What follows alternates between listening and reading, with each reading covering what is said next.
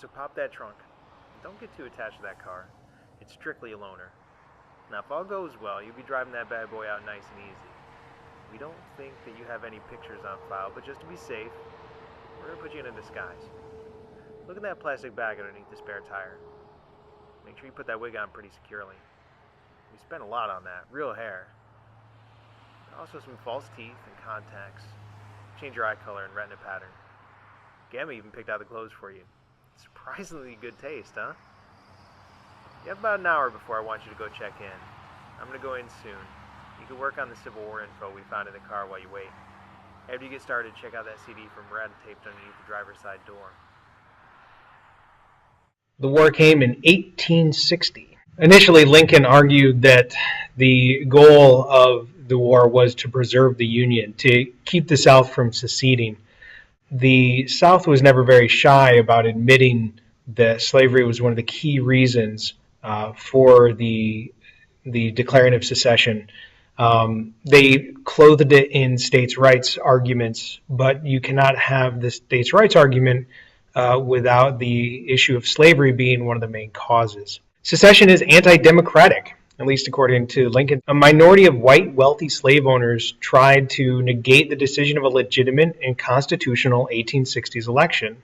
The Constitution was agreed upon, the states agreed to it, the people agreed to it, and just because they didn't like the results of the election and were worried about what might happen during as a result of the election, they decided to try to leave the Union.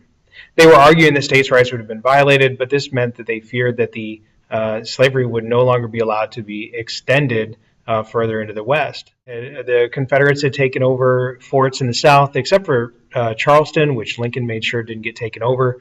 The Union tried to resupply the base at Charleston, which is in Charleston Harbor, and the Confederates shot at the supply ships, essentially starting the Civil War proudly on the Confederate side.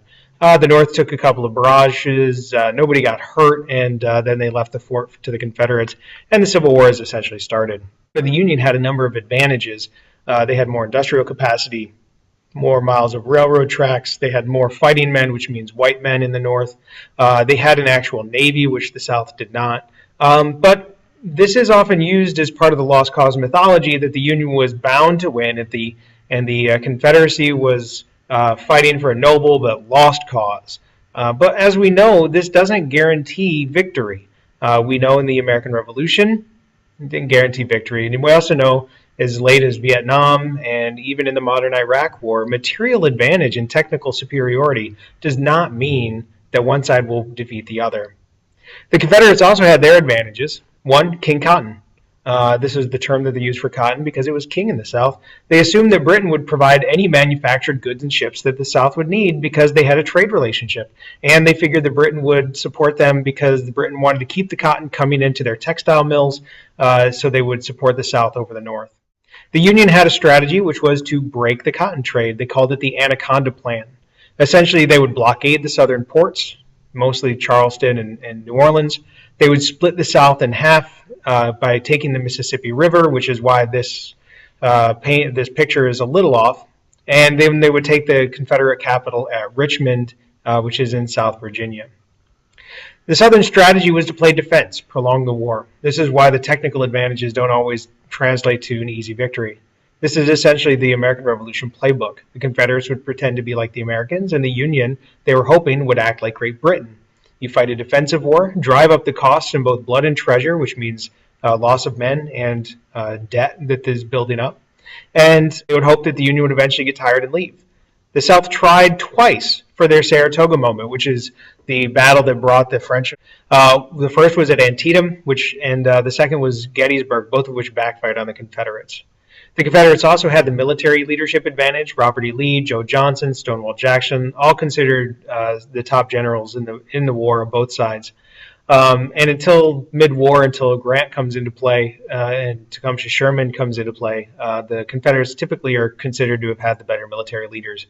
But be careful about this. This is also lost cause mythology. This idea of a noble leadership being swamped by less able but more numerous enemies is also something part of the lost cause. They're ultimately doomed to failure, but they fight honorably. Lee also is honored by saying that he didn't really like slavery. He could only fight with his brethren. He didn't want to fight against his fellow Virginians. Some of that's true, but he did own slaves, and he wasn't shy about using the whip against them. Hello, Tim. In the pocket of your sweatshirt is what looks like a USB jump drive. It is linked to only your laptop. Awesome little device. It can pick up a faint Wi-Fi signal and amplify it about 10 times. Governor Duke's people need access to his archives, but they try to be careful so they only have a low-level signal. Without this gadget, you would need to be on the same floor, which we obviously can't do. This gives us more distance, and if security plugs it into their device, it will look like a playlist full of truly awful music from the early 2000s. Do some more work, and then we'll get to the local lock. One of the greatest advantages that the Union had was Abraham Lincoln. He was able to politically unite the Union during this difficult time. He was able to keep all of the northern states together fighting against the Confederate South, even though they didn't necessarily always agree on everything. He used a variety of methods to unite the country politically. Speeches, he was great at propaganda. He used technological advantages like the telegraph and the railroad. He was fantastic at using the Constitution to his advantage. The Constitution allows for wartime powers and martial law, which he declares in Maryland. He was able to manipulate various laws and clauses in order to keep everybody united and on the same page in fighting the war. Ironically, it's the Confederate Constitution that hurts the Confederacy. When the Confederacy seceded, they put states' rights into the Constitution that they had created. And basically, they took the entire American Constitution and added two things. One, they added more states' rights. The idea that a state could nullify the action of the central government was written into the Constitution. And they actually wrote slavery into the Constitution, that slavery could not be taken away.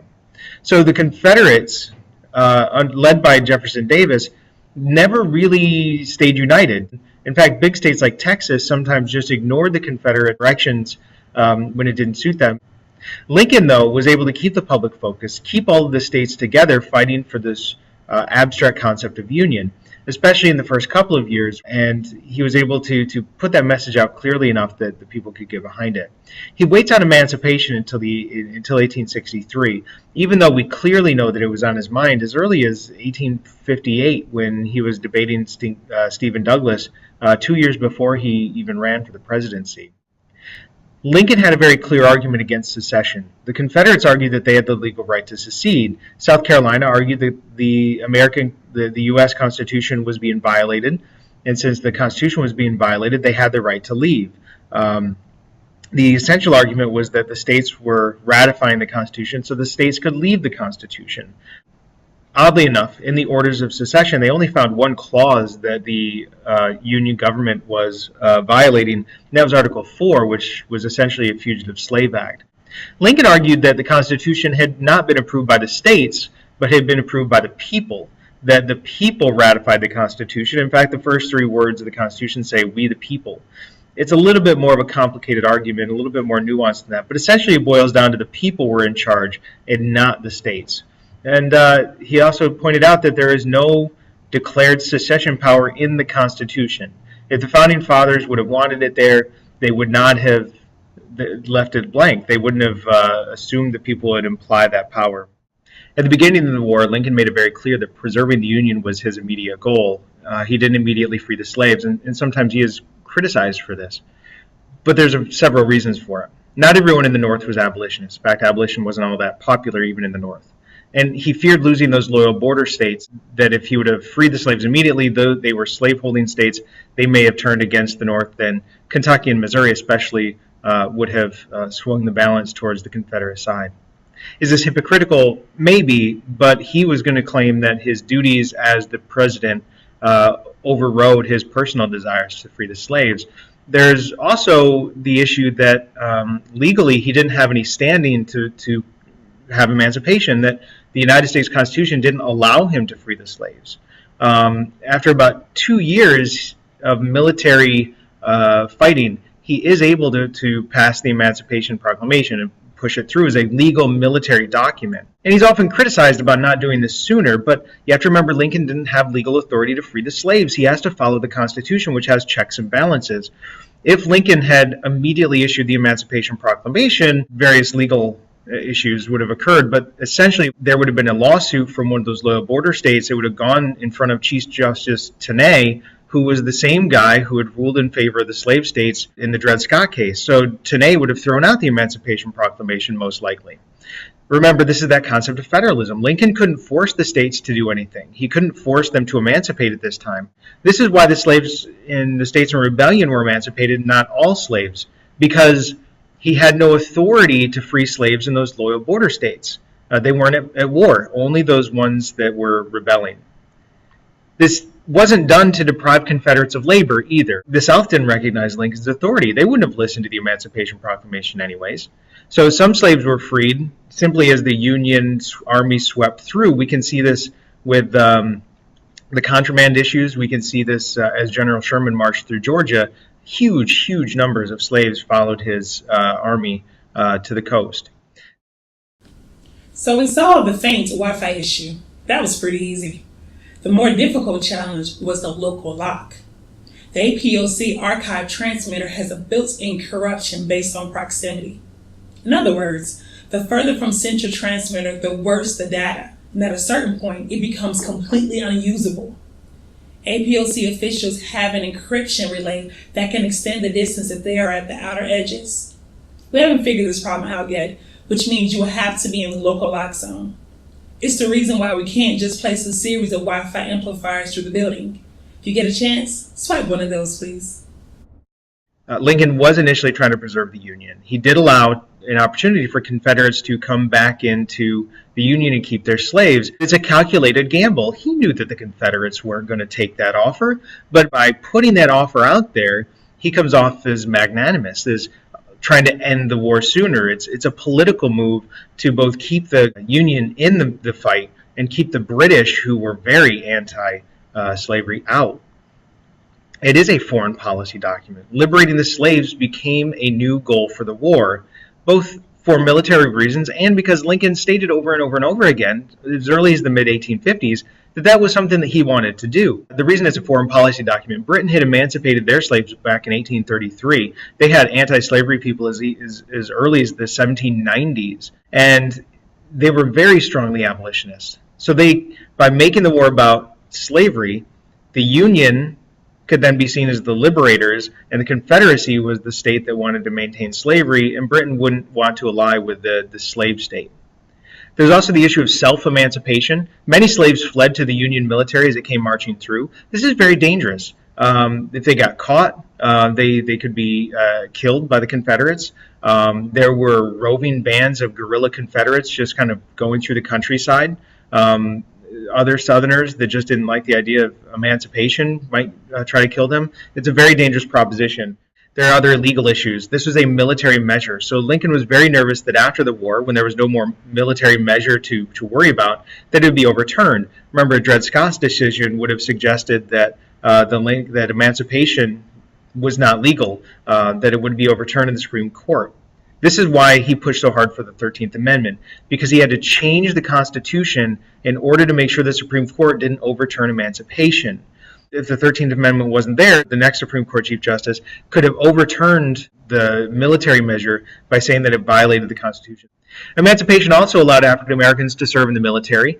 This is the 54th Massachusetts Regiment. It also legitimized the 1st South Carolina Volunteers. The 54th Massachusetts, some Union soldiers, the white soldiers, suggested that they would never be good soldiers because they were black. And so the 54th Massachusetts valiantly led the charge at Fort Wagner, suffered huge casualties, over half casualties, in order to disprove that belief that they'd be poor soldiers. They did have to serve in segregated units with white officers, and they did have less pay and worse equipment, but they were fighting for the idea that they could be equal to the white soldiers. And just another moment on sourcing. Please be careful when you go on the internet. If you go to Google and search for Black Confederate soldiers, this is a picture that will pop up. But be careful about who you trust and when you trust it. This picture, I forget where I got it from, but it was from a Confederate war site. trying to show that essentially the argument was, see, black people did fight for the Confederacy. But this is a myth, because this picture is actually just photoshopped from this picture.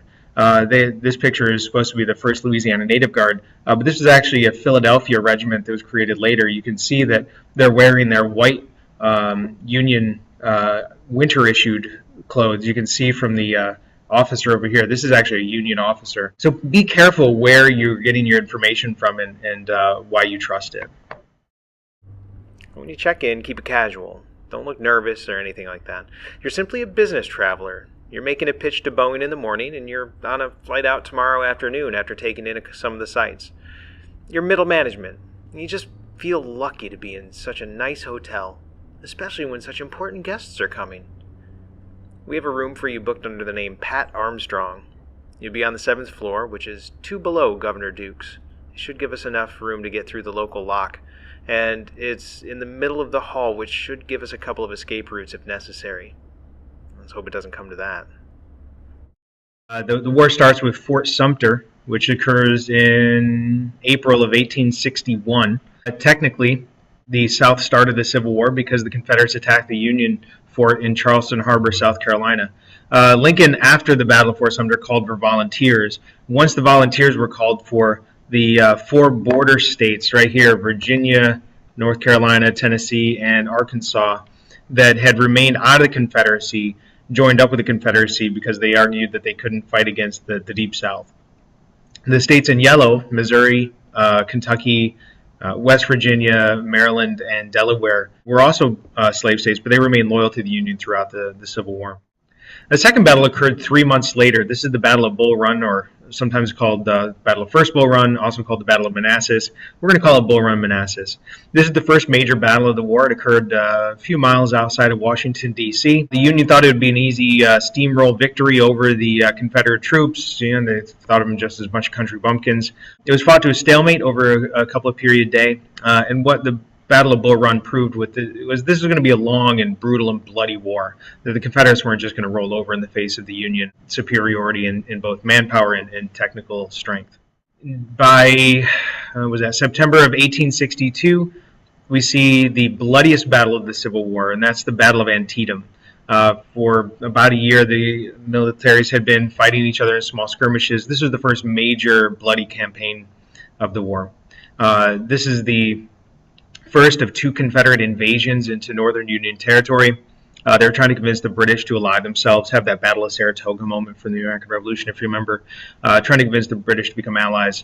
Because they didn't win, the British didn't immediately ally themselves. The other important part about this is because it was seen as a Union victory, Lincoln issued the Emancipation Proclamation without seeming desperate. He argued that the South had retreated. This was the bloodiest battle of the campaign. Overall, the combined losses during the Civil War of Americans, both northern and southern, somewhere between 600 and 750,000 men are going to die. Doesn't seem a lot today, but at the time it was about 1.5% of the American population. If you prorate that and use 1.5% of today's population, it's just about 6 million. So think about how much death and destruction there was in the Civil War. By July of 1863, the siege of Vicksburg is going to be over. This was along the Mississippi River. General Grant captured the small town of Vicksburg in order to control the Mississippi River, completed the Anaconda Plan, separated Texas and Louisiana from the rest of the Confederacy, and Grant is going to be promoted as commander of the Potomac, essentially the commander of all the Union forces. Now look, Ten, I'm not going to lie to you. This is a dangerous mission, but the information is crucial. We're specifically looking for Reconstruction era material, and Red's jump drive should take you right into the important stuff. We know public history is good at influencing people. After Reconstruction, the South did all sorts of things to try to convince this war-weary North that slavery really wasn't the cause of the war. And one of the most effective things that they did to convince people was to spread this lie that the slaves loved the old system. They did this by quote-unquote honoring them in what they called mammy and faithful slave monuments. See, then they could argue that since they built a monument, then obviously they must not have really been fighting to keep those people in chains. It's part of this much bigger effort called the Lost Cause. On the same day, roughly the same day, Gettysburg happened in July of 1863. This is the second of the two Confederate invasions into the North. General Lee's army is going to be defeated. The army is going to be decimated. Lee's army was forced to retreat. The army is basically in survival mode, and really after Gettysburg, it's just going to be a year or so of him running and hitting and running and trying to just keep his army alive. This also allowed Lincoln to give the Gettysburg Address, which reaffirmed the goals of the Civil War. It's often seen as one of the best speeches in American history. It was only a few minutes long.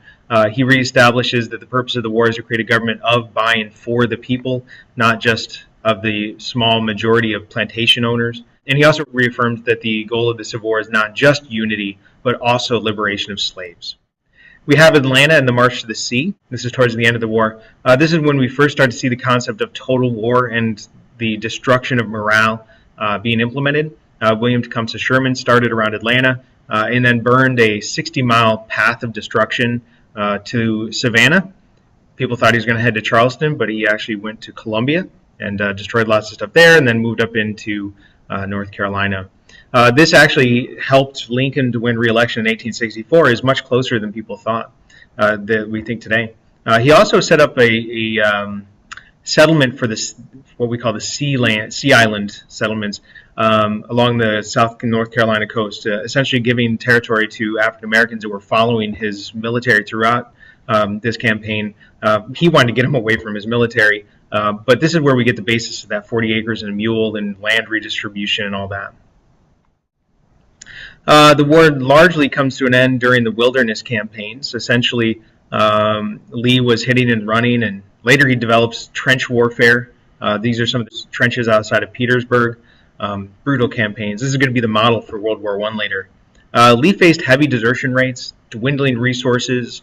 Essentially, the army is just slowly whittling away in the face of that total warfare. The lost cause. There's a number of parts to this lost cause mythology. General Lee was nearly deified. There was a belief that slaves liked it better without their freedom. The belief that the North was no match for the Southern strength, but was overwhelmed by superior numbers. Most famous, though, is that the South claimed slavery wasn't even really the reason for the war, but it was this vague notion of states' rights. Relevant for our times is that the Lost Cause leaders wanted people to focus on the honor and bravery of the soldiers and then just totally ignore the root causes of the war altogether. It's incredibly effective. They could honor both the Northern and the Southern soldiers, and a generation of freedmen and their rights are trampled by a unified North and South white population, which then let those Southern states implement Jim Crow laws. I think APOC learned that by focusing people's attention on this superficial idea of nobility and soldiering rather than the causes of the fighting, that they can really control the population. It's why we've been fighting a war with India for 20 years, and it's why anyone that questions the causes of that war become a pariah, and sometimes they even disappear. Okay, that was probably a bit much. The point is, the missions that we're going on are important, because like the way the Lost Cause manipulated a population, we can get truth to the population, and then that can change the world. And then we have the surrender at Appomattox. Lee surrendered to Grant. Lee urges this honorable defeat, saying, please go home, and the war is over. There were other generals still fighting. Sherman, for example, is still fighting, I believe, Joe Johnson up in North Carolina. But essentially, this ends the war. And this is where we get into the Civil War memory. Don't copy all of this. There are different types of traditions in the Civil War memory. There is the Lost Cause tradition, which is this noble but doomed belief. It's all about states' rights. Lee's awesome and perfect, has no mistakes ever. And slaves, what slaves? They throw the slaves under the bus and for the sake of feeling good about the South. There's what's called reunionist history, is the idea that the North and South needed to come together. Freedmen are thrown under the bus in the name of unity, and Jim Crow is tolerated. The focus is on the glory of the battles and not the other causes. This is why we have all this Civil War reenactment, which isn't really history, it's like pseudo-history. But you reenact the battles so that you can feel good about the glory and honor of the battle. And there's no mention whatsoever of slavery. Pay no attention to that. In fact, because of this reunionist history, within 50 years of the Battle of Gettysburg, they actually have a reunion at Gettysburg. And the old Civil War veterans actually come, they shake hands, they take lots of pictures like the one up here. They actually have reenactments of the battle, and they talk about what a great little time it was slaughtering each other. But again, throwing the slaves under the bus. And then there's the third, which is emancipationist history. This is when the idea that the war was about freeing the slaves, and Lincoln is held into high esteem, and examines causes and effects more. We try to have a very nuanced understanding of the Civil War now, but it largely breaks into those three ideas. Good copy. About 5 days after Lee surrenders, John Wilkes Booth assassinates President Lincoln. The Confederacy, oddly enough, didn't actually support the assassination because they feared that they were going to get harsher terms under a new president. What are the impacts of the Civil War? Well, the Union was preserved. 4 million slaves are going to be liberated, which was largely the entire value of the Southern economy. Secession is going to be denied. So the argument that a state can secede is largely denied, and it's actually written into the state constitutions later that they can't secede. And it also supports democracy, that a region cannot deny the rights of a minority while then claiming to have minority rights themselves. But this doesn't mean that nullification and secession go away from the cultural memory of the South. This was a decision that was decided on the battlefield, not in the courts. Federal courts ruled that secession was, as a legal argument, was unconstitutional, but it still doesn't end states' rights arguments.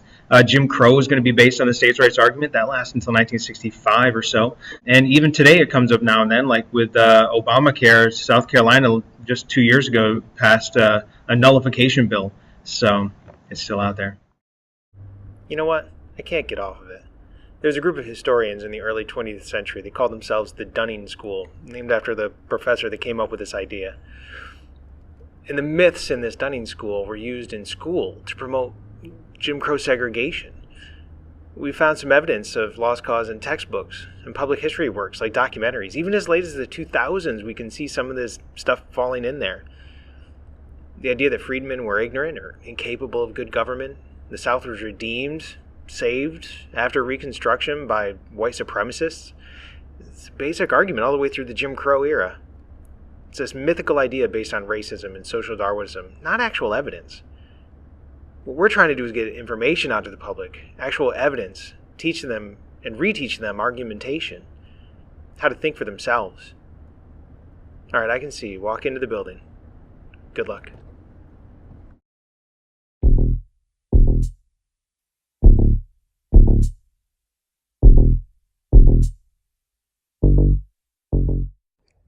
Coming up next on the History Underground. Gemma is really good at this stuff. Without Dukes here, it looks like they're getting a little sloppy. So I'm headed to my room. Remember the knock we set up. Now that I think about it, it's been long enough that I'm forgetting some details.